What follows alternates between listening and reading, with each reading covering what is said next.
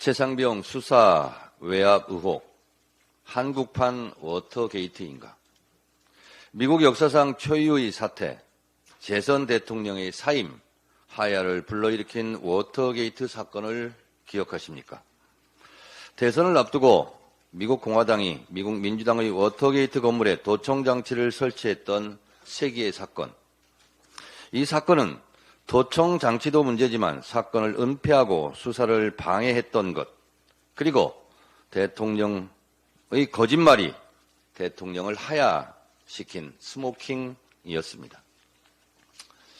배관공 5명의 단순한 절도 침입 사건으로 묻힐 뻔한 사건. 진실의 문을 연 것은 워싱턴 포스트지의 기자였습니다.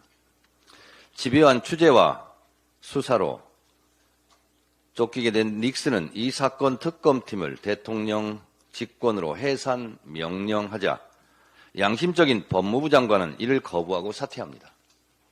이에 닉슨은 법무부 차관에게 특검을 해임하라는 명령을 다시 하였는데 법무부 차관마저 사퇴해버립니다.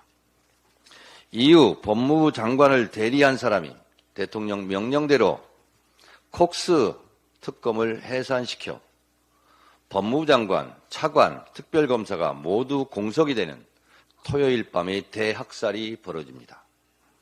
닉슨 대통령은 다시 특검을 임명하며 나빠진 여론을 되돌리려 기자회견을 열어 나는 사기꾼이 아닙니다 라는 전설적인 망언을 했고 미국 국민들은 닉슨은 사기꾼이다 라고 인식을 하게 됩니다. 결국 닉슨은 진실이 담긴 8개의 테이프 공개를 국익 운운하며 공개를 거부했는데 결국 제출할 수밖에 없었고 비극적 종말을 맞이했습니다. 워터게이트 사건이 우리에게 주는 교훈은 대통령의 거짓말, 수사방해, 권력을 이용한 사건 진실의 은폐가 대통령의 사임, 대통령 탄핵 사유가 된다는 것입니다. 국민의힘 의원들이 대통령이 경로한 게 죄가 되느냐, 대통령은 경로하면 안 되냐며 영혼 없는 아무 말 대잔치를 하고 있습니다. 대통령도 사람인데 아내를 지극히 사랑할 수 있죠. 문제는 아내 특검을 왜 막느냐죠. 대통령도 사람인데 경로할 수 있죠. 문제는 대통령의 경로 이후 경로에 따른 부정, 불법 행위가 있었느냐입니다. 수사가 방해받았느냐입니다. 대통령 경로로 수사가 방해되고 진실이 은폐되었다면 이는 한국판 워터게이트 사건이 충분히 되고도 남습니다. 제가 지난주 최고위 발언에서 탄핵 열차가 시동을 걸고 있다고 하니 국민의힘은 민주당은 국가 전복 세력임을 자임하고 있다고 말했습니다. 말 한 번 잘했습니다. 그럼 박근혜 탄핵에 동참한 새누리당 후신 국민의힘 당신들은 국가 전복 세력의 후예들입니까? 거짓말하고 수사 방해하고 진실을 은폐하면 미국 대통령도 쫓겨납니다. 헌법 수호 의지가 없어 법을 위배하면 한국 대통령도 쫓겨났습니다. 만약 윤석열 대통령이 닉슨 대통령과 똑같이 거짓말, 수사방해, 진실 은폐를 했다면 어떻게 되겠습니까? 윤석열 대통령은 예외일 것 같습니까? 꿈 깨십시오. 대한민국은 미국보다 훨씬 더 역동적이고 위대합니다. 내일 최상병 특검 재표결이 있습니다. 국민의 명령에 순응할 것인지 역행할 것인지 국민의 의원들을 국민들은 똑똑히 지켜보고 있습니다. 명심하십시오. 예. 자, 이제 최고위원회에서 연일 탄핵 뉘앙스가 나와도 논란이 되지 않습니다. 그만큼 국민들은 윤석열 탄핵을 바라는 것 같습니다. 자, 관련해서 발언의 당사자는 지금 거의 문 앞에 와 있는 상황이긴 합니다만 자, 시간이 됐으므로 성원이 됐으므로 시작하겠습니다. 자, 당원이 최고다. 당원이 최고위원이다. 89번째 방송 시작하겠습니다. 지금 제 앞에 일단 두 분 나와 계십니다. 이성윤 전북 전주을 당선자 나오셨습니다. 안녕하십니까, 이성윤입니다. 다시 뵙게 돼서 참 반갑습니다. 될 줄 알았죠, 막. 전 서울중앙지검장 인재영입 26호. 예. 마지막 인재영입이었어요. 예, 제 다음에 어. 정한준 교수가 계셨는데 네. 출마를 안 하는 바람에 제가 마지막 인재영입이 됐습니다. 막차를 딱 타가지고 딱 꼬림 하셨는데 일단 축하드리고요. 감사합니다. 자, 임광현 당선자 나오셨습니다. 어서 오십시오. 네, 안녕하십니까. 민주당 국회의원 당선인 임광현입니다. 반갑습니다. 더불어민주연합 비례 4번. 네. 될 줄 알았죠. 비례 4번. 비례 4번. 예. 그리고 지금 우리 임광현 당선자님은 전 국세청 차장 인재영입 22호. 네, 그렇습니다. 이 인재영입 분들의 당선 확률이 되게 높았더라고요. 이번에 70%가 넘는 걸로. 예. 예. 그 당선 확률도 높았고 또 다른 면에서 전략 공천의 성공률도 엄청 높아서 네, 맞습니다. 전략 공천 성공률이 제가 이렇게 70%가 또 넘어요. 예. 예. 그러다 보니까 국민의힘은 전략 공천 성공률이 10몇 %까지밖에 안 돼요. 예. 근데 생각해 보시면은 총선에 공천 뭐 파동해 가지고 난리 쳤는데 결국 시간이 보니까 이재명이 옳았다 이렇게 맞습니다. 예. 자, 허무한 일이죠. 자, 그렇고요. 일단 여러분 정청래 의원 오시기 전에 지금 이성윤 TV는 분명히 제가 발견을 했어요. 이성윤 TV라는 게 있어요. 구독 좀 해주시면 좋겠습니다. 감사합니다. 저도 이제 이달 5월 달까지는 예. 총선 때 노력했던 분들에게 후원금을 요구하지 않는다. 너무 많은 가산을 탕진해서 분들이 많아가지고 근데 구독이라도 좀 해주시기 바라겠고 우리 임광현 당선자님은 지금 없으신 거죠? 예, 아직 없고요. 저희도 지금 준비를 하고 있습니다. 근데 안 만드시는 것도 방법이에요. 예, 컨텐츠가 뭐 확실치 않으면은 네, 맞아요, 예, 차라리 맞아요. 예. 그럴 수 있거든요. 새날 방송 보고 구독을 했는데 볼 것도 없고 영상도 안 올라오면 나중에 정리하게 됩니다. 자, 어쨌든 구독 좀 해주시고 정청래 TV, 이성윤 TV는 일단 좀 구독 좀 해주시고요. 아유, 감사합니다. 네. 자, 그러면 총 당선 감사 인사를 한번 들어보실 건데요. 일단은 전주을 선거 결과 한번 보겠습니다. 이성윤 66.38, 정운천 20.63, 강성희 11.50. 그러니까 이게 어마어마하신 분인 게 일단 당선 그 축하받는 장면 한번 보시고요. 저 때 기분이 어떻습니까? 저는 정치 신인으로서 한 달 반 만에 당선이 됐거든요. 네. 근데 이게 제가 이게 정말 정치인이 된 것인지 진짜 당선이 된 것인지 긴가민가한 상황이었고요. 이제 그 다음 날부터는 이게 책임감이 이제 어깨로 어깨에 짓누르는데요. 만나는 분마다 참 그 윤석열 정권 심판해 달라. 네. 이건 손을 잡고 말씀을 많이 하셔가지고 정말 더욱 더 가슴 속으로 정말 열심히 해야 되겠다 이걸 새기는 시간이었습니다. 여기 보니까 프레시안의 헤드라인 이거예요. 출마 선언 한 달여 만에 현역 3명을 극복한 이성윤 전주을 당선자 저력화제. 아까 우리가 봤던 바로 그분들이 다 현역들이었어요. 예. 또 한 분은 국민의힘 재선 의원이었고요. 한 분은 진보당 초선 의원이었습니다. 그리고 민주당 경선에서도 민주당 후보를 또 이겼잖아요. 예, 민주당 후보 현역 한번 의원을. 계셨습니다. 예. 근데 이것도 기록이 아닐까 싶어요. 그 현역 3명을 물리치고 당선되는 게 쉬운 일 아니죠. 제가 이제 인재 영입이 2월 23일 날 했는데요. 10일 만에 경선을 했습니다. 그래서 처음에는 5분 경선을 붙였는데 한 분이 사퇴를 하셨어요.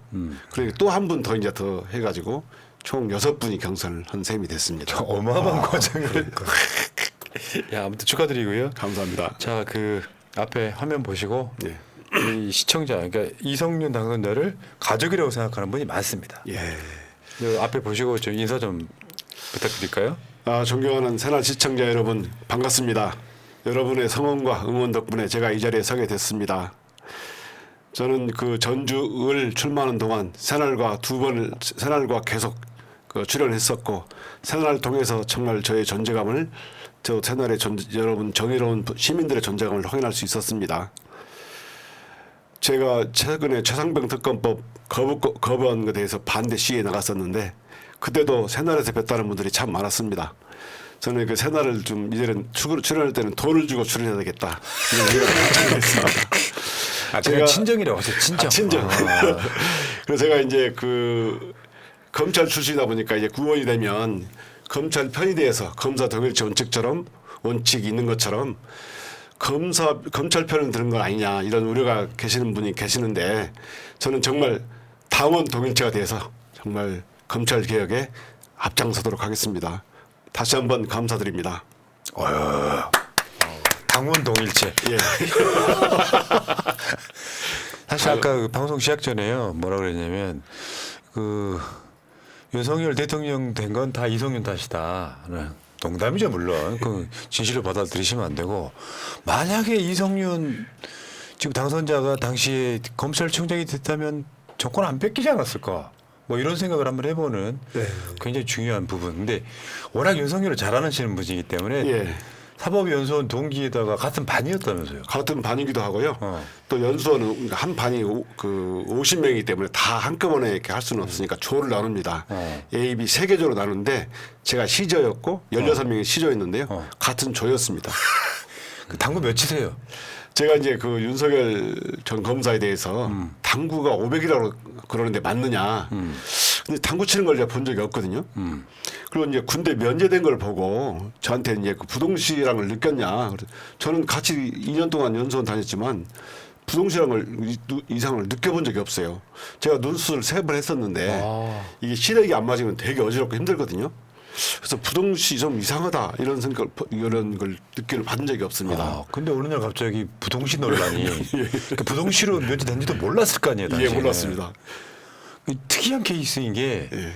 이제 검사들 임용하고 나서 신체 검사 있잖아요. 저 예. 공무원들 예. 그때는 정상이고 또 다른 때는 비정상이고 이게 계속 왔다 갔다 하니까 그래서 지금 오늘 또 어떤 장교 한 분이 스스로 목숨 끊었거든요.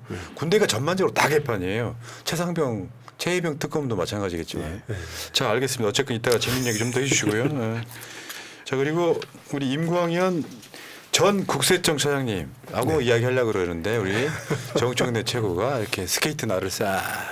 자, 일단 이분 소개해드리고요. 민주당 더불어민주연합 비례대표 4반 될 줄 알았죠? 당연히 될 줄 알았죠. 운 좋게 번호가 그렇게 앞번호여가지고 대신 그것 때문에 정말 선거운동을 또 앞보는데 게으름 피운다 소리 들을까봐 정말 영혼을 갈아 넣어서 열심히 했었습니다.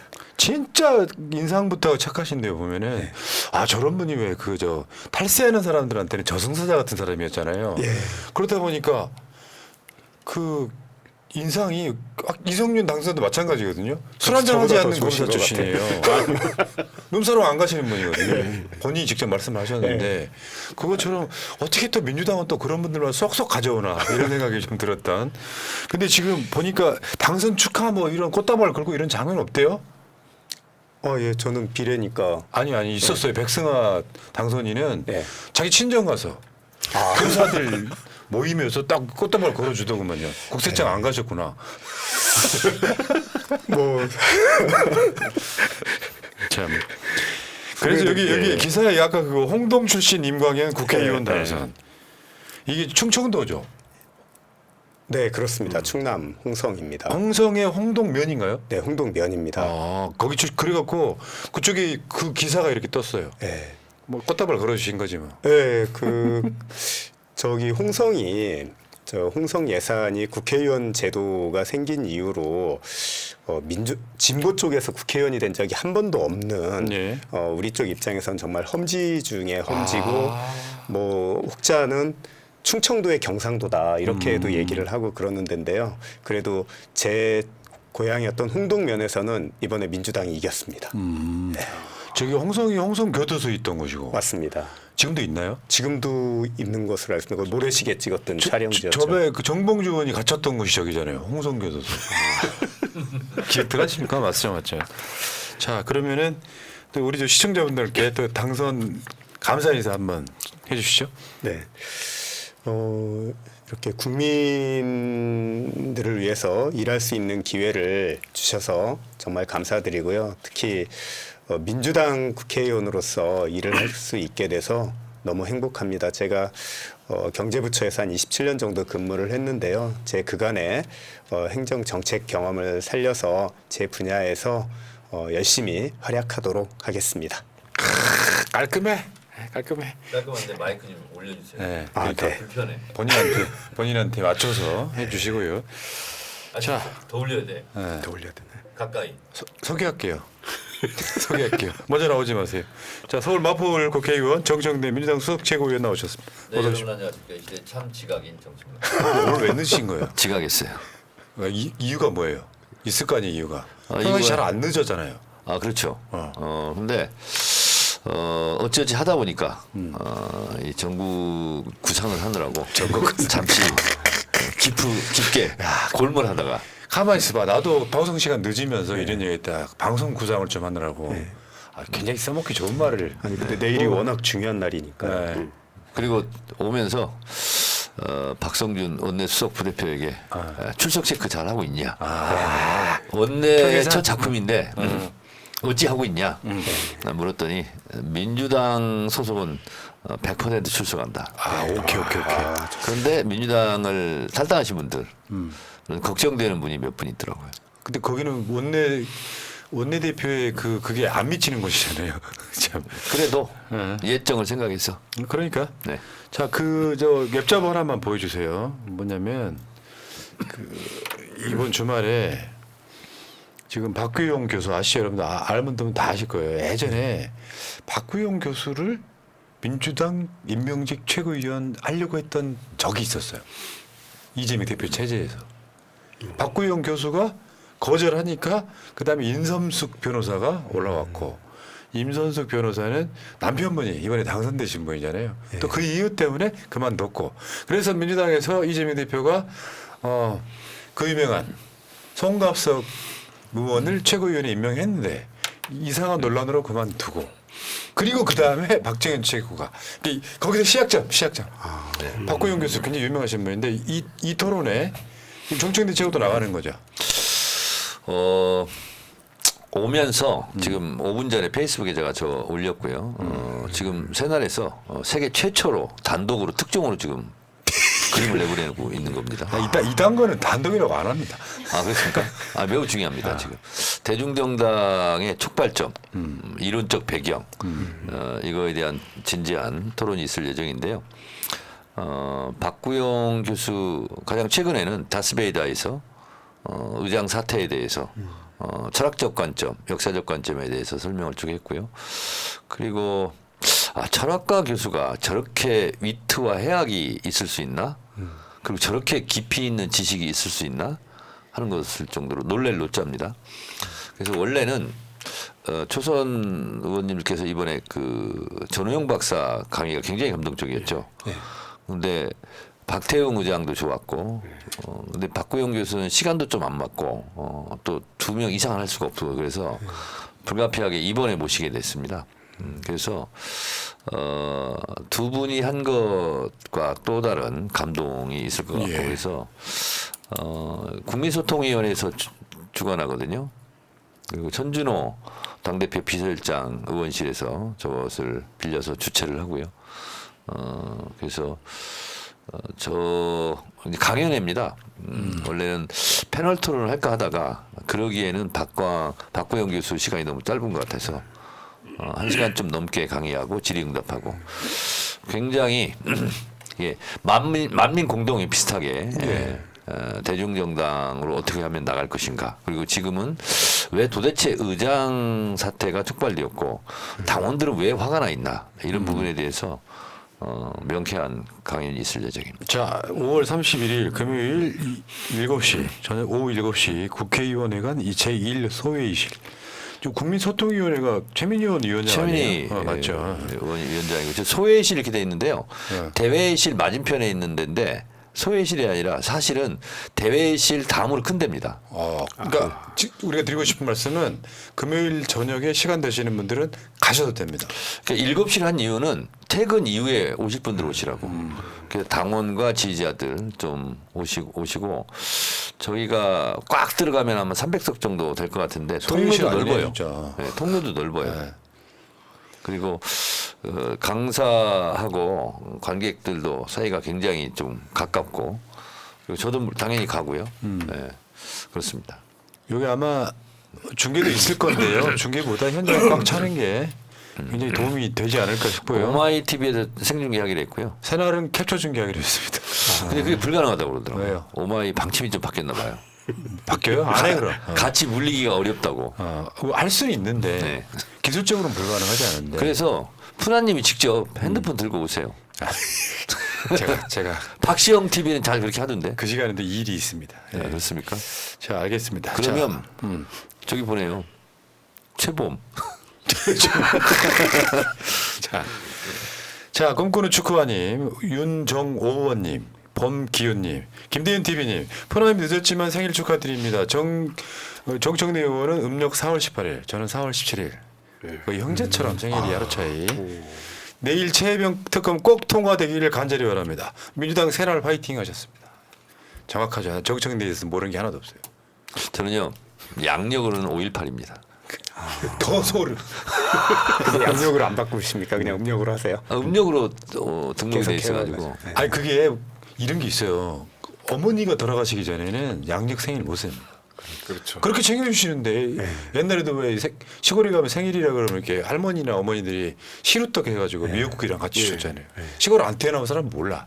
다 시골 출신이야 지금. 이렇게 보면. 맞습니다. 옛날 아기 태어나면 금주란 거 기억나세요? 그렇죠. 그렇죠. 야, 그거 숯하고 새끼줄에다가 고추하고 이렇게 해서 그치, 그 고추 소나무 남자예요. 걸고. 아, 그 홍동면에도 그런 게 있었습니까? 우리 진산면에도 있었는데. 우리 저기 정 의원님이 10남매 열 번째. 10남매 10번째잖아요. 네. 어떻게 저도 되세요? 10남매였는데 네. 셋 돌아가셨구나. 잃고 제가 막내로. 그래요? 신남매 저희- 막내 두 분 다? 네. 저희는 5 잃었어요. 아 네, 그렇습니까? 큰 형님과 둘째 형님 사이에. 7남매 남았습니다. 그래서 제가 어떻게 되세요? 5남매. 저는 3남매 중에 장남입니다. 삼남매 장남 아직 완전 다르네요. 자, 알겠습니다. 이야기 하던 얘기 좀 더 할게요. 왜냐하면 이게 그 당선이라는 게 여러분들 다 아시겠지만 좀 언짢은 얘기라도 내가 잘나서 당선된 사람은 없습니다. 그렇습니다. 당원들이 당선시켜 주면 맞습니다. 그분들에게 저는 그 총선 때 어떤 그 이기고 난 감사와 각오와 이런 거를 하는 게 좀 맞다고 생각합니다. 자, 일단 이성률 당선자부터 총선 기간 중에 제일 힘들었던 게 뭐예요?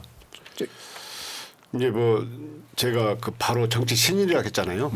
이제 검사로 제가 해임된 때가 올해 3월 4일 날 제가 경선 승련 날 저녁 9시에 해임 통지서를 가지고 그 전주까지 왔더라고요. 그래서 제가 이제 그 3월 5일부터는 검사가 아니었는데 제일 어려운 게 검사 제가 30년 가까이 했지만 주장하는 이제 이게 신문하고 일방적으로 신문하고 그 결과를 토대로 법원에 주장하는 거 이런 신문과 주장을 주로 해왔는데 정치를 보니까 이게 서로 이게 눈을 맞추고 소통하고 그 다음에 그 토론하고 이게 제일 많더라고요. 저는 지금 해보지 않는 걸 하다 보니까 아 제가 힘들었지만 참 윤석열이 정말 힘들었겠다. 또 다른 윤석열 전 검사가 정치 못하는 일을 또 발견했습니다. 예, 그러니까 원래 그 자기밖에 모르는 사람이라서 소통이 참 어려운 사람인데 이 검사에서 바로 총장하다가 바로 대선에 직행했잖아요. 저는 이제 법무연수원에 가가지고 1년 반 동안 유배돼 있어 검사분도 빼고 또 책도 쓰면서 성찰도 했지만 바로 직행한 사람은 얼마나 정치하기 힘들었을까. 또 다른 정치 못하는 이유를 발견한. 이 사람 매기시는데 잘 매기신다. 아 근데 저도 검사 많이 했습니다. 네. 초등학교 때 반장하는데 숙제 검사 저보고 시켰어요. 검사하셨구나. 네, 숙제 검사하고요. 또 청소 검사도 저보고 하라고 그러더라고요. 단순히 검사 많이 했습니다. 저도. 그러니까요. 그러니까 이게 있어요. 서울대 나온 사람 검사 출신에 대한 희화화가 특정 누군가에서 만들어지는. 어떻게 저렇게 무식하지? 사실 검사 출신들 나머지는 저렇게 무식하지는 않잖아요. 그 검판사가 범할 수 있는 우가 뭐냐면 제가 예전에 어떤 우리 선배한테 들었는데 딸딸딸딸 외워서 사법고시 합격을 하면 그 다음에는 세상 돌아가는 거에 관심이 없어도 자기 승진 절차는 계속 가거든요. 그러니까 그리고 또 잘 나가는 사람들이 자기 앞에 와서 다 머리 조아리고 그렇죠. 조사받고 또 재판장에 끌려와서 고개 숙이고 있고 그래서 천상천하 유아독존 그런 생각이 많이 들 수 있다는 거예요. 그러니 뭐 굳이 뭐 세상 돌아가는 일에 관심이 없어도 굳이 새롭게 나오는 지식과 정보를 업데이트하지 않아도 뭐 자기가 사는데 불편함이 없다는 거예요. 그냥 법조만 가지고 있으면 되니까. 그래서 시험 볼 때는 암기력이 좋아서 이렇게 사실 패스했는데 한 20, 30년 지나 보면 사실은 사회에 부적응자가 될 가능성이 많다고. 그렇죠. 네. 그런 얘기를 제가 고시 패스한 분한테 들었어요. 알고 근데 보니까 이성균 당선자는 좀 일반 검사들이랑 좀 달라요 캐릭터가. 일단 술을 안 먹습니다. 너무 사람 안 가려고. 아 그래요? 예, 술을 일치 안 먹습니다. 술을 안 먹는 데다가 저도 끊었어요 1년. 본인이 식물에 관심이 많아가지고 아, 식물. 식물의 박사인데다가 시인이기도 하고요. 시도 쓰고 책도 쓰는 사람이라 윤석열하고 약간 완전히 다른 결이 캐릭터인 다르네. 거예요. 윤석열 대통령과 결이 다르고 나랑 같네 결이. 저도 식물에 관심 많아요. 아, 그러니까. 농사 짓고 그리고 어렸을 때 문청이었고 시 쓰는 거 했었고. 예, 검사 말씀하셨는데 이게 이제 검사를 오래 하다 보면 어떤 느낌 드냐면요. 밖에서 이제 사람들이 사건 막 일어나면 100%라고 보면 경찰들은 한 70% 정도 알게 되고요.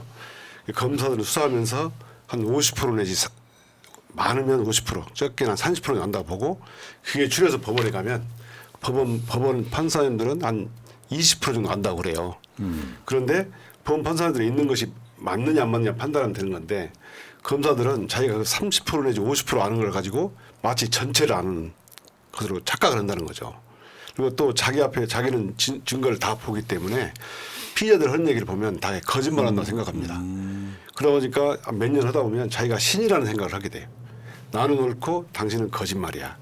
이렇게 오래 하다 보면 종일 말씀처럼 진짜 갈라파고스 섬에 갇히는 부정자가 되는 겁니다. 그러니까 선거 기간 중에도 검사 몰 빼는 것도 굉장히 힘들었을 예. 본의 아니게. 예. 예. 제일 그 시민들께서 정말 검사장까지 한 사람이 이렇게 고개를 숙이고 또 무릎 꿇고 절할 수 있냐. 제가 복지원 가서도 큰 절을 많이 올렸고요. 또 무릎 꿇고 인사드리고 시장 바닥에 또 이렇게 진짜 무릎 꿇고 앉아서 의전상하고 인사하고. 올 들어오실 때 그걸 느꼈거든요. 예. 전에 인터뷰 몇 번 할 때는 그냥 종자세 이런 느낌이었는데 갑자기 선거 끝나고 처음 듣는 거잖아요. 폴더 인사를 하신 선거의 영향이었다는 생각이 들으니 그게 이제 몸에 배이기 시작한 거죠. 검사 물 빼는 방법. 대중들이 쓰는 용어를 자꾸 말을 해야 돼요. 그래야 체제 내화되거든요. 예. 그래서 검사들끼리 법정에서 조사하면서 쓰던 용어들이 있을 거 아니에요. 뭐 신문, 뭐 조사, 압색 뭐 이런 거 있잖아요. 예. 그래서 이제 시중에서 쓰는 그런 대중적 언어 이걸 쓰다 보면 말을 해야 입력이 되거든요. 입력이 돼야 또 의식이 바뀌거든요.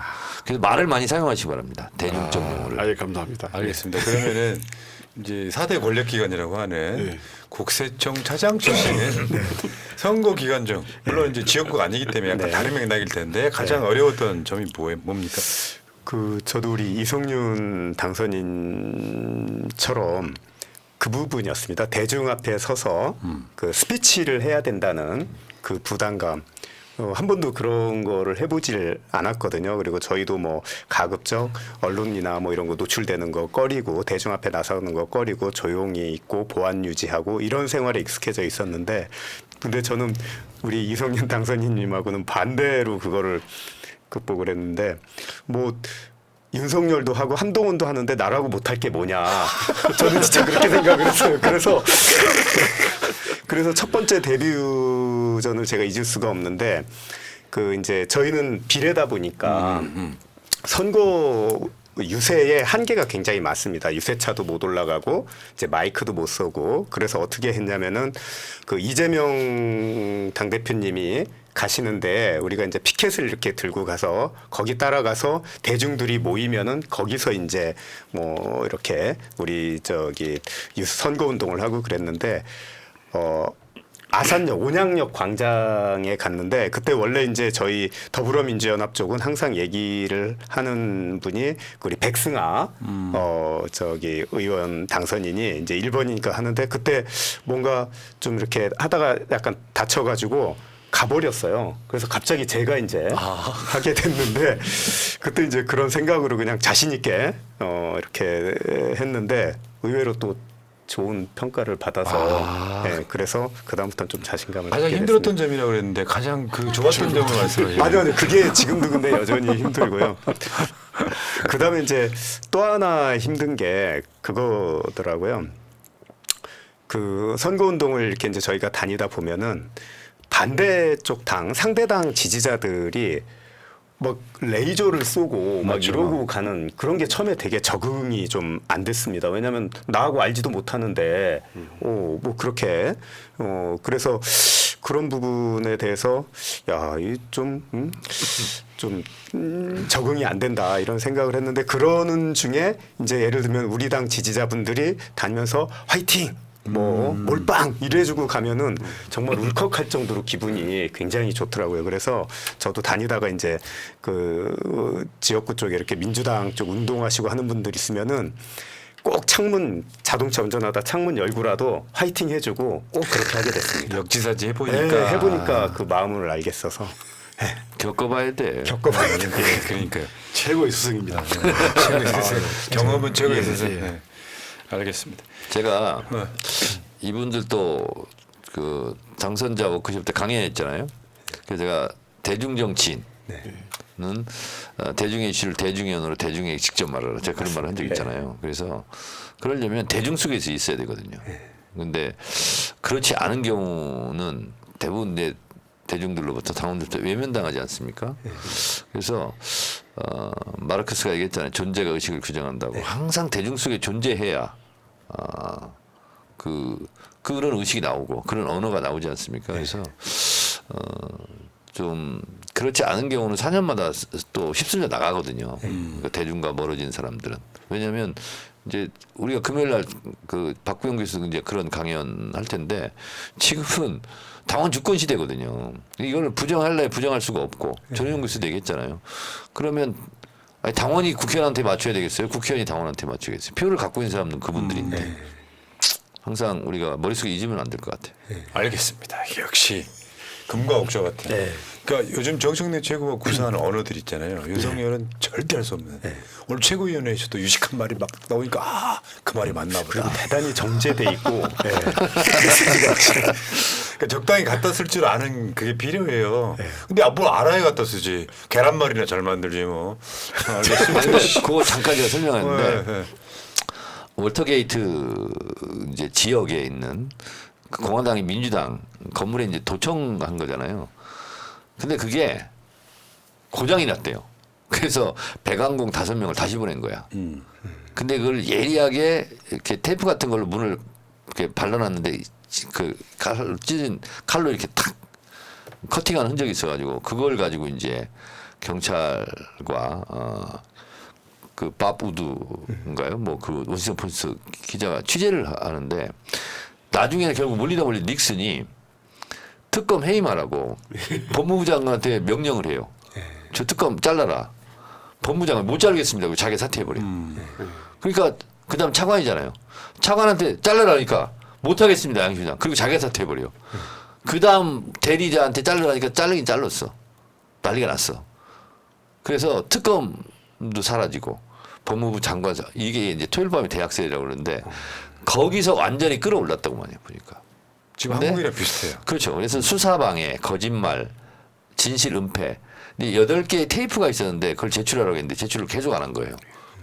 국익에 반한다. 근데 결국 이제 제출했어. 거기에 이제 닉슨의 못된 짓이 다 나왔던 거예요. 그래서 결국은 사퇴했는데 사퇴하기 전에 기자회견을 열었대요. 그리고 코끼리는 생각하지 마. 그게 거기서 나온 것 같아. 예. 뭐냐. 전 국민이 지켜보는 시청률이 80%가 넘었다는 거 아니에요? 저는 사기꾼이 아닙니다. 이렇게 얘기했대. 그게 사람들이 다 사기꾼이구나. 사기꾼 단어만 기억하죠. 그러니까. 근데 어쩌면 지금하고 많이 좀 닮아 있는 것 같아. 그 역사는 반복되는 거죠. 네. 자, 알겠습니다. 자, 짧게 지금 한 가지 질문 하나씩만 할게요. 국회에 들어가면 가장 중점적으로 하고 싶은 일 딱 하나씩만 꽂아보십시오. 이건 꼭 내가 꼭 한다. 근데 단 하나는 제외하세요. 당연한 거라. 윤석열 탄핵. 요거는 빼고. 저는 뭐 검찰 그 국회에 들어가지 않았지만 지금 검찰개혁 TF에 들어가 있고요. 또 정치검찰 대책단에도 들어가 있습니다. 지금 활동을 계속 하고 있고요. 또 제가 그 검찰 개혁 및 그 특검법 제정을 위한 연구명을 제안하고 지금 추진 중에 있습니다. 그래서 제가 검찰에서 가졌던 경험을 가지고 특검법이라든가 검찰 개혁을 완성하고 싶은 마음이 있고요. 제가 그 연구명을 추진하고 있는데 의원님께서 한번 가입해 주시면. 어디? 뭐요? 연구위? 검찰 개혁과 특검법 제정을 위한 연구명을 제가 제안했습니다. 그러면 제가 제안하는 것도 하나 좀 들어주세요. 왜냐면 이목영 의원이 대표할 거고 제가 고문할 건데 국민건강 스포츠 문화 포럼. 그래서 이제 이걸 이제 둘이 상의를 했는데 대선 때 이목영 의원이 국민 스포츠사들 그 규합을 해가지고 조직을 가장 크게 했거든요. 근데 그걸 상시적으로 좀 해놨으면 좋겠어. 그래서 올림픽 금메달리스트 스포츠사들 자문위원으로 모시고 영역 확대. 주말 집회 때 이모경 의원 만났는데요. 네. 정청래 의원 형 엄청 봤죠. 내가 막 그걸 하라고 그랬어. 그러면 거기 들어주세요. 알겠습니다. 그럼 저도 좀 들어드리겠습니다. 네, 알겠습니다. 검찰 개혁 모임에 연구 모임에 가입해 주십시오. 그리고 스포츠 문화 포럼에 좀 가입해 주세요. 이것이 방송의 침묵이죠. 이게 어쨌건 검찰개혁 관련해서 전에 처음 나오셨을 때요. 김건희 종합특검 이야기 하셨었잖아요. 그때 깜짝 놀란 거 아니에요. 주가 조정만은 안 된다. 근데 그게 지금 이제 현실화되는 지금 코앞에 와 있는 상태인 것 같고요. 자, 그러니까 어쨌건 간에 검찰개혁. 그러니까 지금 저는 이렇게 막 아까 그 룸사롱 안 가시고 서로 안 먹는 게 딱 좋은 게 만약에 룸사롱하고 후배들이랑 친한 관계라 그러면 검찰개혁 못 하잖아요. 아니 근데 검사 중에서 뭐 술집 가고 술 자주 마시는 검사가 있어요? 있기는 있어요. 있어요? 김치찌개 좋아하고 계란말이 좋아하는 아 그럼 술안주를 계란말이란데요? 진짜 술꾼은 안주 안 먹거든요. 있구나. 김건희 종합특검은 당연히 발의를 하고요. 또 우리 당에서 추진하고 있습니다. 알겠습니다. 그럼 인광현 당선자의 가장 하고 싶은 일. 그 세금은 지금 뭐 정부세 뭐 폐지한다 뭐 이렇게 민주당 뭐 국회의원이 그래가지고 그런 건데 어쨌건 어떤 얘기 나오실지 되게 궁금합니다. 네. 저는 뭐 예상하신 대로 저는 진짜 공정 조세 체계를 좀 만들고 싶습니다. 왜 그러냐면은 윤석열 정부에 와서 여러 가지 망가진 분야가 굉장히 많은데 그 중에 하나가 이 조세 정의가 굉장히 망가졌거든요. 뭐 그 중에 가장 그 하이라이트라고 할 수 있는 것은 그 대주주들 주식 양도세 면제 기준을 50억까지 종목당 올려준 거라고 생각을 합니다. 사실은 그게 10억까지 내리는데 수십 년의 세월이 거쳐서 거기까지 갔는데 그거를 한 방에 이렇게 퇴행을 시키는구나 하는 거를 이번에 보고서 이 그래도 지금 나라 재정 상태도 안 좋은데 그래도 담세력 있는 분들이 세금을 좀 내주고 그리고 또 성실하게 세금 많이 내는 사람들이 또 사회적으로 또 존경받는 그런 문화를 만드는 게 굉장히 중요하기 때문에 그런 분야에 좀 그러시겠죠. 집중을 해서 하고 싶습니다. 간단하게요. 종부세 폐지는 어떻게 생각하십니까? 저는 조세 차원에서. 종부세 쪽에 좀 그러니까 기본적으로 이번에 뭐 박찬대 원내대표도 그렇고 또 고민정 의원도 얘기를 했는데 저는 그분들 취지가 그 1주택자 실거주자들의 기본적인 주거 안정은 좀 두텁게 보호해야 된다라는 그런 취지를 얘기하셨다고 보고 방법론에 있어서는 그래도 초고가 주택이라든지 이런 데 사는 분들까지 담세력 있는 분들까지 그 종부세를 면해 주는 거는 그거는 좀 국민 정서상으로 신중히 검토해야 되지 않겠느냐. 예. 전 그렇게 보고 약간의 뭐 미세 조정은 해줄 필요가 있다라는 생각을 가지고 있습니다. 그러니까 이것도 제가 이제 그 초선 워크숍 때 했던 내용의 하나 이해입니다. 이게 네. 민주당에서 우리가 포지션은 항상 3, 4분면에 있어야 된다고 그랬잖아요. 네, 네. 약간 왼쪽, 약간 아래쪽. 네. 마이너스 1, 마이너스 1. 거기에 실제로 저민과 중산층, 네. 민주당을 지지하는 유권자들이 거기 계시다. 네. 이렇게 말씀드렸지 않습니까? 근데 약간 우양우를 해야 되는 상황이 있을 수 있잖아요. 네, 네. 근데 단 한 사람만 익스큐즈가 된다. 네. 그게 대선 후보다. 대선 후보. 그랬잖아요. 그렇죠. 그래서 이거는 개혁의 과제라기보다는 진보의 과제거든요. 진보의 가치고. 이건 뭐 틀렸다라기보다는 우리의 정체성, 우리의 진보의 가치에 관한 문제거든요. 그래서 이런 부분은 누가 말하는 거에 따라서 대중들이 느끼는 감이 다릅니다. 네. 정답. 그리고 네. 언제 말하느냐 이것도 굉장히 중요합니다. 네.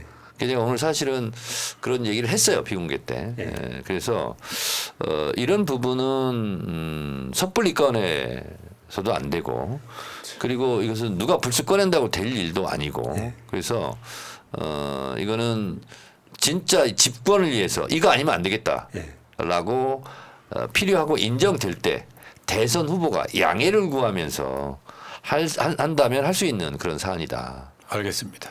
자, 앞에 얘기 너무 길어져가지고요. 다른 질문 생략. 자, 자연인 진아님, 민주당 자산 정청래 의원님 늘 처음처럼 응원합니다. 화이팅 하셨습니다. 민주당의 자산이랍니다. 감사하십시오. 네. 감사합니다. 나머지 그러면 자산이 아니고 뭐 흑살의 껍데기요? 아니 뭐 재산일 수 있죠. 민주당의 자산. 자본이 있어. 자, 감사합니다. 네. 자, 내일이네요. 방송하는 시점 내일. 최혜병 특검 재결. 최혜병 특검만 있는 게 아니고요. 정부 전세 사기 피해자 네. 관련한 법도 통과가 있고요. 근데 이거는 지금 아마 이거를 가장 잘 전망할 수 있는 사람은 저는 정청래 최고밖에 없거든요. 전망 좀 해주십시오. 어떻게 될 것 같습니까? 전망이요.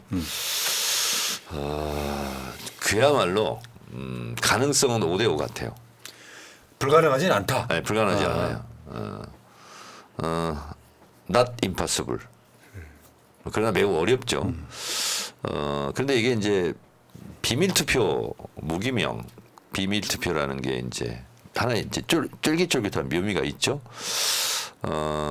그런데 저쪽도 55명의 낙천낙선자가 있지만 우리 쪽도 그래요. 그렇잖아요. 언론 보도는 계속 국민의힘 낙천낙선 대상자만 그런데 실제로 안 나온다는 것은 찬성하지 않겠다라는 거잖아요. 근데 실제로 제가 실명은 공개하지 않겠습니다만 지금 그런 연락이 안 되거나 뭐 이런 사람이 몇 명 있어요 지금 낙선자 중에서. 근데 사람이 하루만 보고 살 수는 없거든요.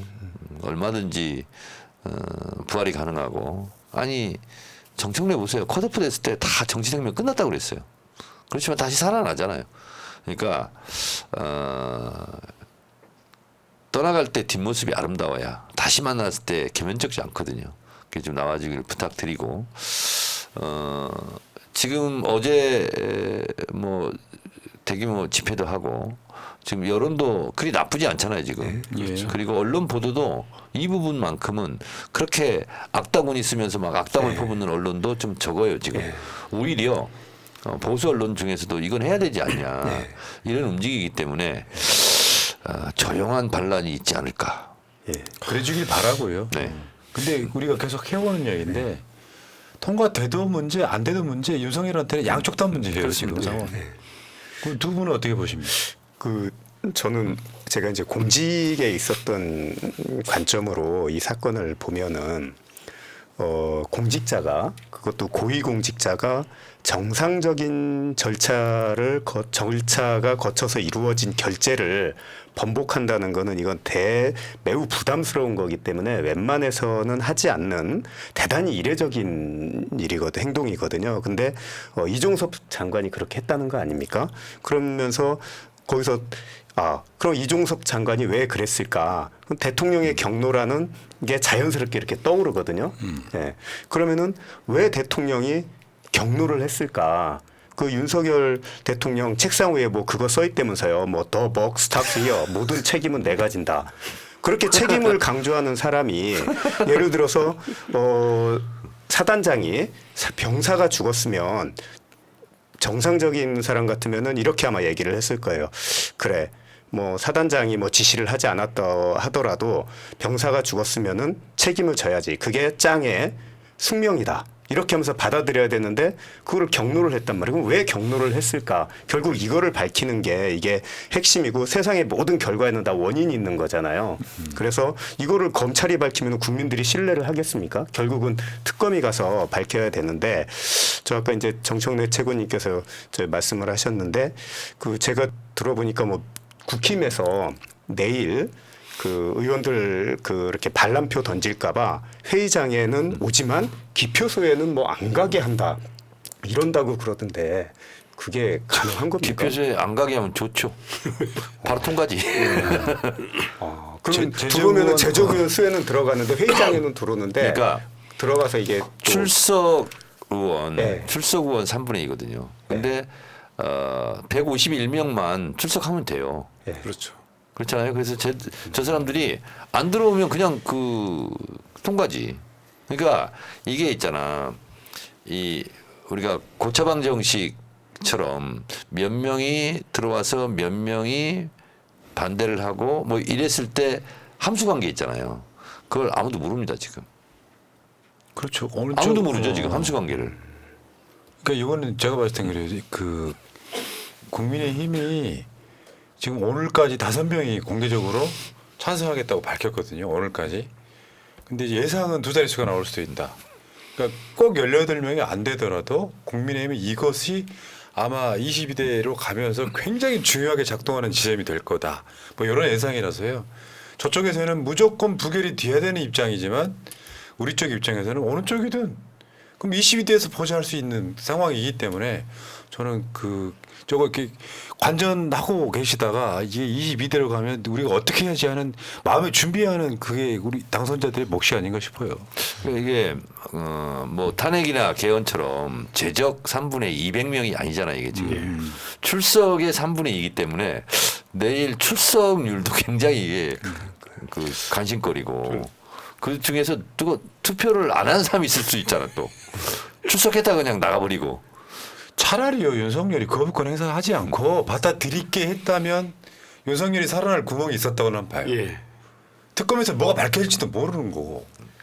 저는 국회의원 지금까지 안 해봐서 모르겠지만 국회의원 그 소금을 모른다 말 중에 국회의원은 악수해봐도 모른다 이런 말이 진짜 있습니까? 악수해봐도 모른다.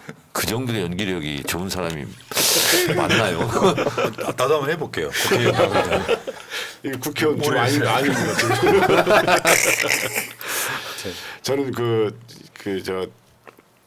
내일 표결 앞두고 저는 늘 그런 생각을 합니다. 윤석열 전 검사를 겪어봤던 사람으로서 보면 근무지만 서초동에서 영상을 옮긴 느낌, 또 지휘할 때 이렇게 화를 내거나 대노했다든가 경노했다든가 이런 게 많거든요.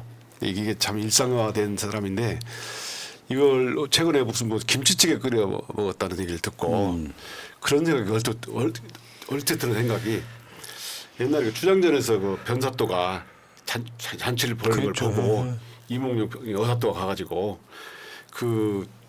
이 술은 백성들의 피요. 금준미주 천인물이요. 이 술은 백성들의 살이요. 이런 많이 뭐죠? 이런 말이 있잖아요. 그걸 보고 총루락시 민루락이요.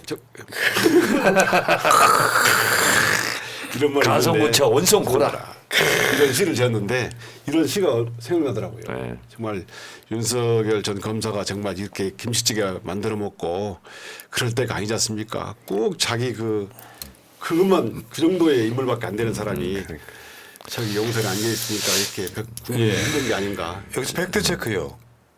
김치찌개 계란말이만 있는 게 아니고요. 전복도 구워 먹었고요. 소고기도 구워 먹었는데 이미지만 서민적으로 만들려고. 네, 근데 말이에요.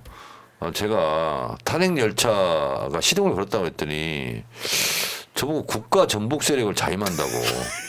그래서 오늘 그 이야기했죠. 그래요. 그럼요. 아니 나 그 학생 때 학생운동 할 때 보는데 저보고 항상 국가 전복 세력이라고 그랬거든요. 그래서 제가 전복을 별로 안 좋아했어요. 아, 전복. 아 근데 이번에 또 국가 전복 세력을 자임한다고 그래가지고 아니 그러면 탄핵하면 국가 전복 세력이냐 그러면 니들도 박근혜 때 동참했잖아. 아니, 노무현 대통령 탄핵한 거 마찬가지. 그렇지. 근데 탄핵 탄핵이라는 게 소리냐고. 불법이 아니잖아요. 합법적인 거잖아요. 적법이. 아이 자꾸 진짜 아우 니들은 영어로 바늘이란 뜻인데. 바늘을 허리에 끼는 사람들입니다 지금. 그러니까, 네. 자, 그러니까 재의결될 가능성이 있다. 근데 이건 아무도 모른다. 예. 대신에 부결되더라도 크게 실망하지 마라. 22대가 기다리고 있다. 네. 이렇게 결론 내릴게요. 자, 지금 그 중앙지검장 출신이 나와 계시기 때문에 예. 그렇지 않아도 한 2주 전부터 기다렸어요. 중앙지검장을 저렇게 바꾸는 건 뭔지 대충은 알겠는데 예.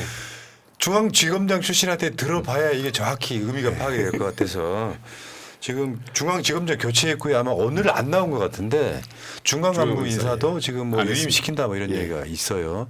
그러면은 이거는 이 김건희 수사를 하겠다는 거예요? 안 하겠다는 거예요? 뭐 하는 척만 하겠다는 거예요? 뭐예요? 정답.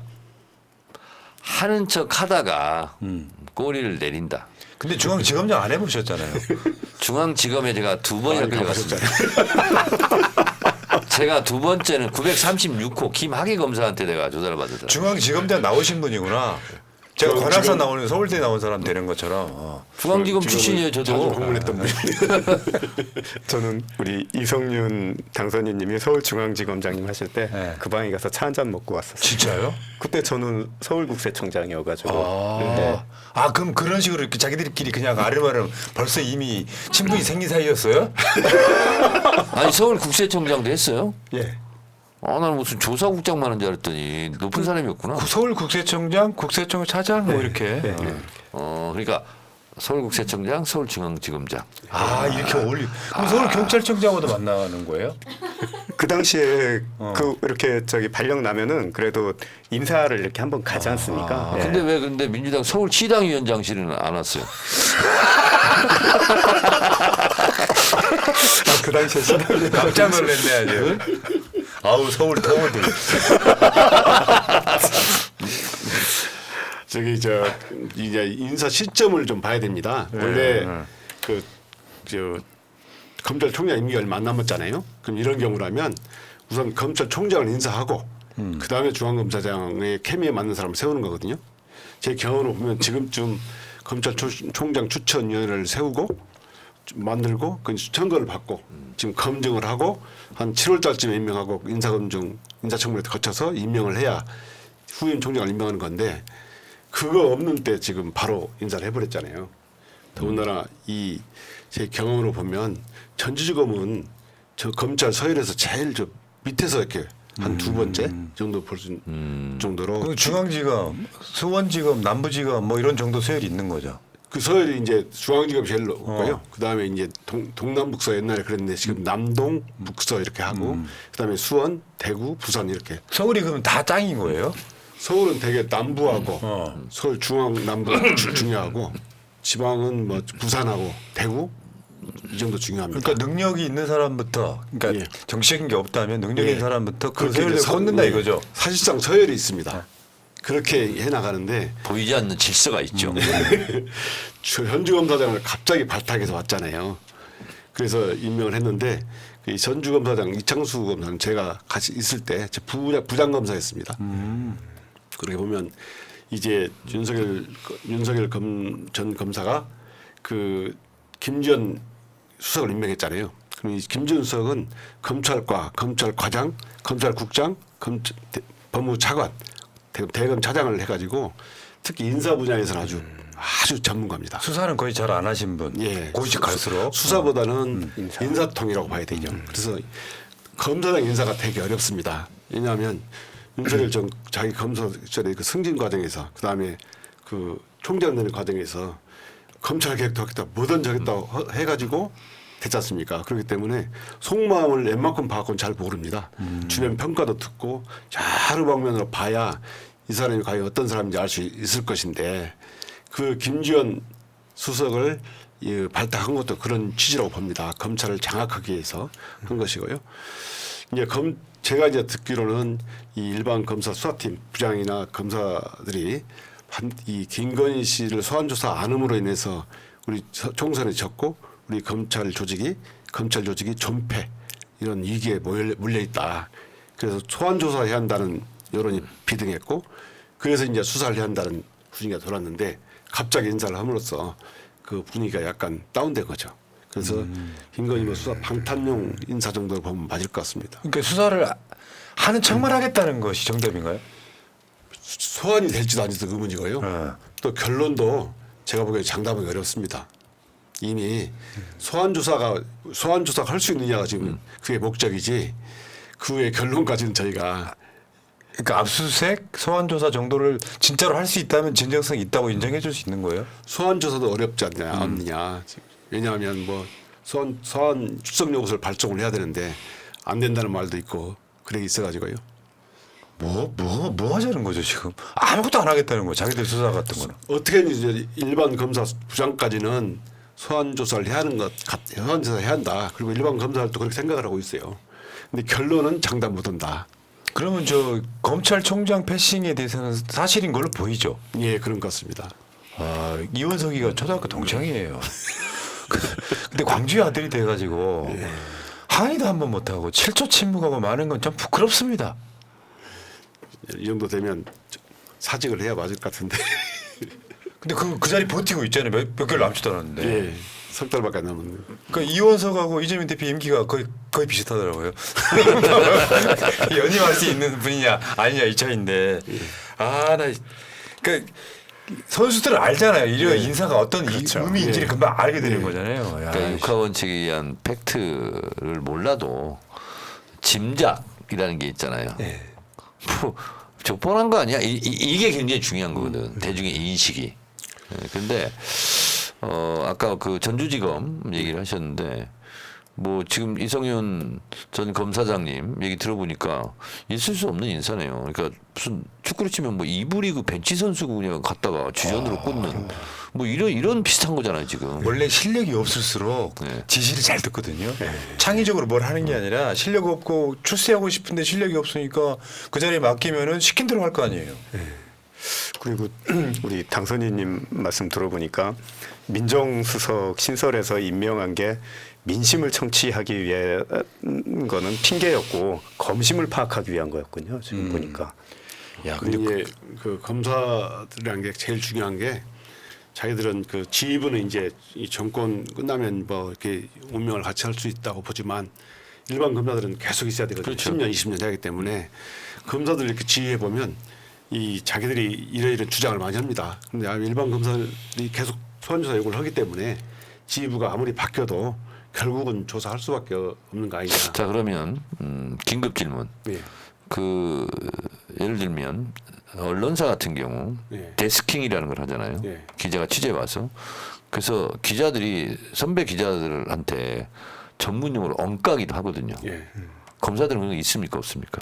검사들도 있죠. 있습니까? 예. 근데 지금 분위기는 그게 아닌 것 같은데. 지금 분위기는 제가 보기에는 검사들이 되게 다 키가 죽어 있어요. 특히 총선 이런 분위기가 돼가지고 검사들은 어떤 개혁을 해도 받아들일 것 같고요. 다만 이 수사팀은 이제 다시 지휘부가 바뀌어서 지휘를 하겠죠. 근데 옛날과 다른 지휘를 하게 되면 자기들이 끊임없이 소환 조사해야 한다고 주장을 할 겁니다. 그래서 결국은 이 지휘부에서 아무리 이 소환 조사를 못하게 하거나 다른 결론을 내고 싶어도 일반 검사들이 주장을 하면 막지 못할 때가 옵니다. 자, 그냥 상황극. 예를 들어서 이 김건희 수사를 예를 들면 이제 부장 검사가 있고 부부장 검사가 있어요. 예. 부부장 검사가 이제 뭐 실무를 담당하고 제일 안다. 근데 부장이 야 이건 이렇게 해라. 부장님 이건 안 됩니다. 예. 근데 부장이 야 이렇게 해 말 들어. 검찰에서는 그렇게 지휘하지 않고요. 법리적으로 증거법적으로 이걸 더 해봐라 이렇게 지휘를 하죠. 그러니까 이게 안 됩니다라고 앵키는 검사는 없는 거 없습니까? 것 같고요. 미안해요. 법리적으로 검사를 안 이거는 해봐가지고 이렇게 해야 해봤다며요. 된다라고 주장을 하는 거죠. 숙제 검사만 해봤어. 이렇게 해야 된다 주장을 하게 되고 부장도 그러니까 법리 외피를 쓰고 실제로 수사의 물줄기를 다른 방향으로 틀려고 할 때 예. 그러면 그 밑에 있는 검사는 같은 또 논리로 법리를 들이대고 법리를 들이면서 증거를 얘기하고 그렇지 그러죠. 예. 그렇게 하면서 예. 옥신각신 법리 싸움을 하는 것 같지만 실제로는 예. 찍어 누르기도 하고 엉까기도 하고 그것도 검사 내부에서 있다 이거죠. 있죠. 그래가지고 그걸 제도화했습니다. 네. 부장이나 차장이나 지휘부의 그 지휘가 마음에 안 들면 이의가 있으면 이의를 반드시 적게 하고 이런 이의를 반드시 의무화시키는 규정이 있습니다. 자 그럼 또 하나 이어서 질문. 예. 예를 들면 예. 이건 이제 법리도 아닌 것 같아.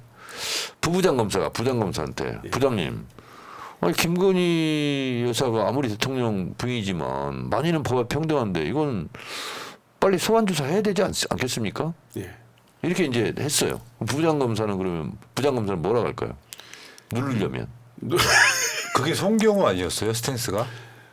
그 중앙검사장 지휘부가 이제 이게 그런 지휘 오면은 이제 지휘 인사가 되면 그 수사가 느려진다는 거 그렇습니다. 기록을 파악하고 자기가 이해를 해야 할 거 아닙니까? 그래야 지휘가 가능하니까 그렇게 시간이 많이 걸린다는 거고요.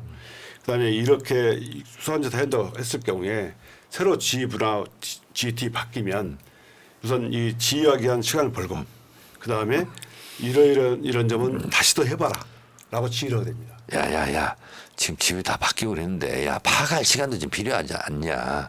어? 시간 끌기. 뭐 이런 거네 그러니까. 그러니까 지휘 그걸 이용해 얼마든지 시간 끌기 지휘할 수 있죠. 느낌도 있는 거네요. 야, 혹시 그런 거 그다음에 수사라는 게요. 또 보는 시각에 따라 다를 수 있잖아요. 증거를 평가하는 것이나 또는 이 사람이 조사할 필요가 있는지 없는지에 관해서 지휘부하고 수사팀 실무 담당자하고 다를 수가 있어요. 그것 가지고 이제 맞냐 안 맞냐 주장을 아니 또 김건희 도이치모터스나 디올백은 명백한 거잖아. 그냥 당연히 조사해야 되는 거 아니야. 거기에 무슨 법리가 필요 있어. 참나. 내부에서 예를 들어 이런 겁니다. 1심에서 유죄가 나왔지만 항소심 진행 중이잖아요. 그러면 이렇게 주장할 수도 있죠.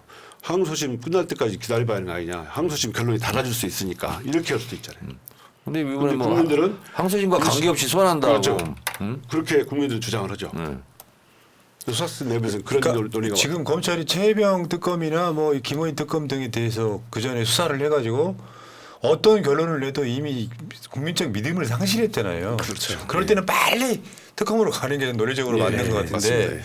문재인 정부 때 검찰 개혁한다고 검찰 게시판에 정권을 비판하던 그 검사들 단 한 명도 없다는 거에 대한 놀라움이 지금 자기 그 중앙지검장이 그렇게 물러나서 좌천성 승진을 당해도 그러니까 고검장으로는 갔는데 부산으로 쫓겨가는 상황을 보고도 한마디도 하지 않는. 야, 나 진짜. 심지어 제 때는 저한테 물러나라겠습니다. 그러니까요. 그 누군지 아실 거 아니에요. 게시판에. 꼭 그 사적으로 보신 적 있어요? 저를 찾아와가지고 물러나라고 했습니다. 직 찾아와서. 예. 국회의원 됐는데 후배 안 검사가? 찾아오던가요? 예. 그게 뭐라겠어요? 제 입장을 표명하고 물러나라. 제가 그랬습니다. 말도 안 되는 소리다. 제가 해야 할 것은 여기서 제 본분을 지키고 또 검사장이 수사의 최종 책임자잖아요.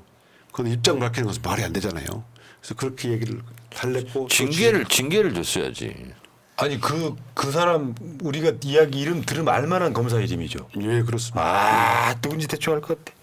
자, 그 이야기는 이제 여기까지 하시고 마지막으로 이제 이 이슈라는 게요 배분하는 게 엄청 힘든 게 국민연금도 일종의 세금성이거든요. 그래서 이제 임광현 전 차장님 당선자 나왔는데 또 이야기 한번 좀 짧게라도 털고 지나가야 돼요. 지금 민주당에서 보험료율을 올리고 소득 대체율을 낮추고 해서 이제 국민의힘이랑 숫자를 맞췄어. 갑자기 근데 왜 그걸 반대하는 거예요? 일단 최고위원회에서도 이거 심각하게 보고 있죠. 저는 이렇게 대표님한테 말씀을 드렸어요. 괜히 잘못하다가 이게 덤태기 쓴다. 그러니 이건 사실은 여당이 책임져야 되는 거 아니냐. 그때 대표는 그런 거 관계없이 이거는 해야 된다고. 그러면서 45%, 44%, 1% 차인데 못할 게 뭐가 있냐. 근데 결국은 국민의힘에서 지금 침대 축구하고 있어요. 왜 저럴까? 본인들 의사를 받아주겠다는데, 동의하겠다는데, 공이 이재명 대표한테 가는 게 너무너무 싫은 거예요, 지금. 딱 그거 하나라고 저는 생각합니다. 그러니까 화요일 날 본회의에서 이것도 통과시켜야 되는 게 맞잖아요, 일단은. 숫자에 합의를 했으니까. 모수 개혁은 일단 했으니까. 그러니까 앞으로 국회에서 경험하시겠지만 상임위에서 누구나 다 동의하고 자기들 다 동의해. 근데 시간을 끌어. 왜냐하면 민주당이 공으로 돌아가는 걸 싫으니까. 그래서 물타기 하려고 비슷한 유사 법안을 내요. 그리고 통합 심사를 하자고 그래. 그러면서 위원회 대안으로 이제 가는 거거든요. 그래서 이것도 매우 스페셜한 전문 용어로 반가이를 하는 거예요. 오늘 나경원 당권 주자인 나경원도 민주당 안 받자 지금 여러 명 나오고 있거든요. 네. 심지어 오늘 나경원은요 임기 단축 개헌도 생각해봐야 된다까지 나왔어. 지금 국민의 개판입니다 지금. 그러니까 이게 연금 개혁이라는 게 정권이 날아갈 수도 있는 문제거든요. 미국 특히 미국 같은 경우는 연금 개혁 잘못하면 막 휘청휘청 하잖아요. 근데 그만큼 이것이 만약에 안착을 하고 성공을 하고 타협을 한다면 지도자상이 정립되는 거거든요. 근데 그런 거를 도저히 할 수가 없는 거예요, 국민의힘이. 왜? 총선도 이렇게 됐지. 그러니까 자신감의 결여예요. 자신감이 있으면 양보도 하고, 뭐, 그냥 껄껄 웃기도 하고 그러는데 지금 그럴 만한 여유가 없는 겁니다, 이 정권이. 그래서 그렇습니다. 그 국세청 차장님은 어떻게 보세요, 이거는?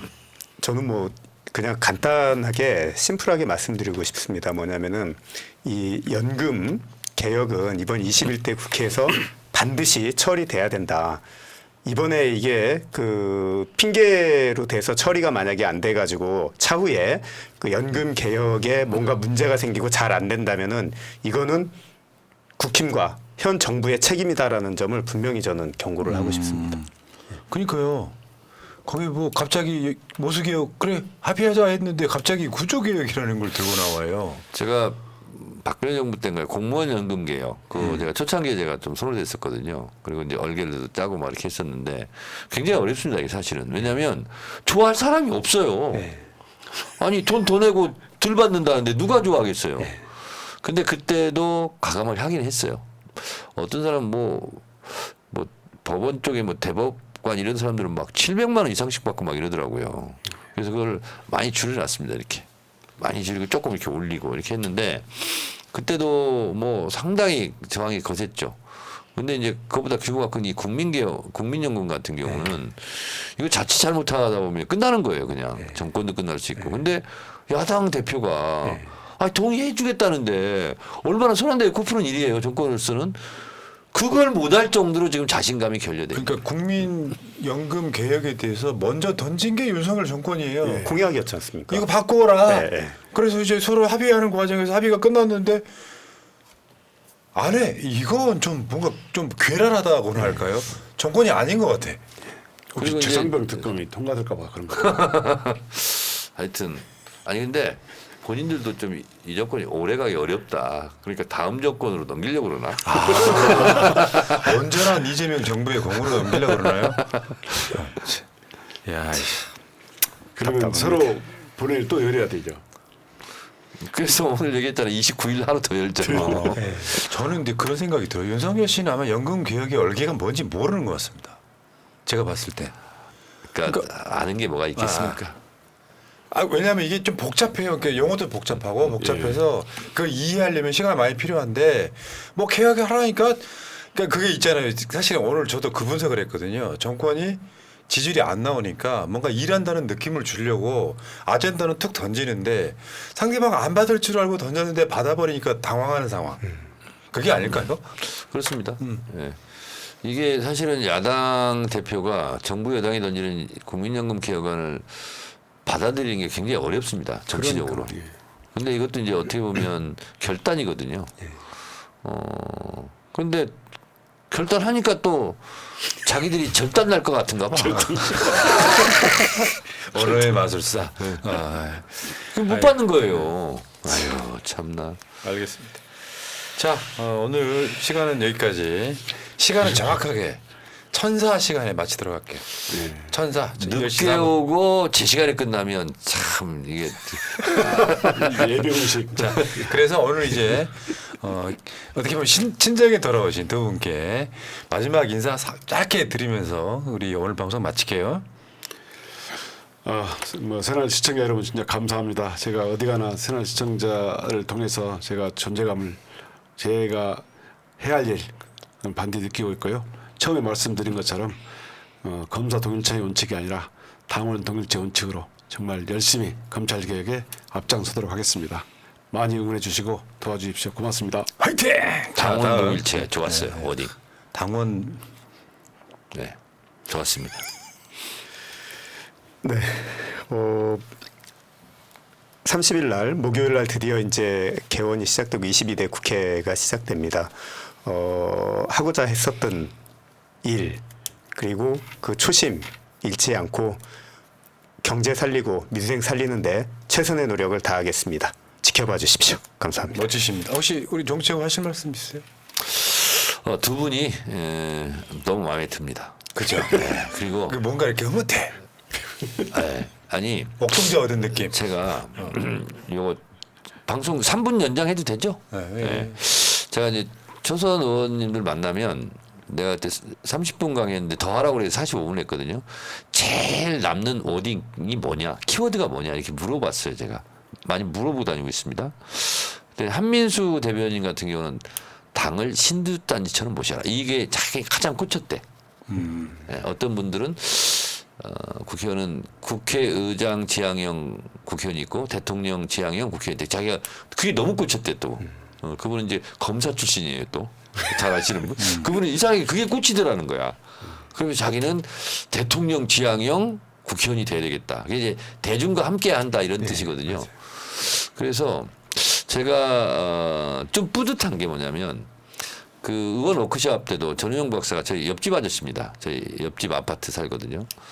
근데 제가 추천을 하면서도 이분이 잘하겠지만 얼마나 잘할 수 있을까 했는데 너무 이렇게 감동적이었어요. 그리고 의원들한테 엄청난 영향력을 지금 행사한 거거든요. 그럴 때마다 보람을 느낍니다. 그래서 먼저 국회의원을 한 선배로서 그런 뭐지 그런 거 보고 효능감이라고 그러나 뭐라고 그렇죠, 그러나 그렇죠. 그런 걸 좀 느껴요 제가. 그래서 두 분께서도 정말 당원들 잊지 마시고 당원을 잃지 마시고 잘 해주셨으면 좋겠습니다. 예, 최근에 사태가 하나 있었잖아요. 민주당 내에서 의장 사태. 의장 사태. 근데 거기에 이제 어떻게 보면 이게 약이 돼서 돌아와야 돼요. 결과론적으로는 어떤 사태가 있으면 그걸로 막 끝까지 나쁘게 가는 게 아니라 그게 좋은 쪽으로 전화 이복이 됐으면 좋겠다 이런 거고요. 제가 한마디만 더 해도 돼요? 새벽 날 새요? 괜찮아요. 이재명 대표 체포 동의안 가결 사태와 의장 이번에 사태 누가 봐도 체포 동의안 가결 사태가 훨씬 더 임팩트가 있고 훨씬 더 치명적이고 그런 거잖아요. 그때 탈당이 7,800명 정도 됐습니다. 근데 이번에 22,000명 정도 됐어요. 3배가 더 탈당을 한 거예요. 야, 그런데 그때 체포동의안 때는 7,800명 정도가 탈당했는데 4만 명이 입당을 했습니다. 그래서 결국 긍정의 에너지로 전환이 됐거든요. 근데 지금 22,000명이 탈당했는데 입당자가 1,000명 남짓이에요. 그러니까 우리가 언뜻 봐서는 체포동의안 가결 사태가 더 큰 것처럼 보이는데 실제로 당원들이 느끼는 내상은 지금 훨씬 더 폭넓고 깊어요. 이 문제를 좀 해결해야 돼요. 예. 그러니까 알고는 계시면 좋겠고 전화 이복이 되면 저는 분명히 나쁠 건 없다고 생각을 하고요. 자, 함지방님 고의원은 공천 후 달라지고 당선 후 달라지고 티내네요. 우리 정서하고 맞지 않습니다. 예. 예, 좋은 의견 감사하고요. 자, 당원이 최고다. 당원이 최고위원이다. 좀만 있으면 100회 되겠네요. 예. 꾸역꾸역 그래요? 왔는데 몇 회, 89회까지 몇 왔으니까 다음 주 90회. 예, 얼마 안 남았습니다. 100회 특집은 좀 야외에서 하자고. 100회 특집은 저 대강당 빌리세요. 대강당. 네. 그 대강당 빌리고 이런데도 비용은 들어가죠. 국회 저 소액이라도 받죠? 없습니다. 안 받아요? 현역 국회의원들이 국회 내 시설물을 이용하는 거기 때문에 아 그렇구나. 예. 대강당 한번 빌립시다. 네. 거기 국회의원들이 이렇게 4명 모이는 게 아니라 굉장히 많은 분들 모여가지고 한번 당원이 근데 최고다. 중계 시설이 없다며. 아니 그건 우리가 할 수 있어요. 그 우리는 밖에 나가 웬만한 중계를 안 하지만 오다를 주면 돼. 그것도 비용 들어가. 아 그렇구나. 즉 선수들이 있어요. 근데 굳이 안 하는 거지. 진짜 그걸 몰랐네. 네, 알겠습니다. 네, 나도 모르는 게 많아요. 당원이 최고다. 당원이 최고위원이다. 89회 89번째 방송 마치겠습니다. 세 분 고생하셨습니다. 고맙습니다. 감사합니다. 민주주의 평화 통일 다 죽어간다 이대로는 놔둘 수 없다 자 다시 한번 해보는 거야 자 다시 한번 싸우는 거야 자 손 맞잡고 어깨를 걸고 우리 함께 이기는 거야 자 다시 한번 해보는 거야 자 다시 한번 싸우는 거야 자 손 맞잡고 어깨를 걸고 우리 함께 이기는 거야 자 다시 한번 해보는 거야 자 다시 한번 싸우는 거야 자 손 맞잡고 어깨를 걸고 우리 함께 이기는 거야 자 다시 한번 해보는 거야 자 다시 한번 싸우는 거야 자 손 맞잡고 어깨를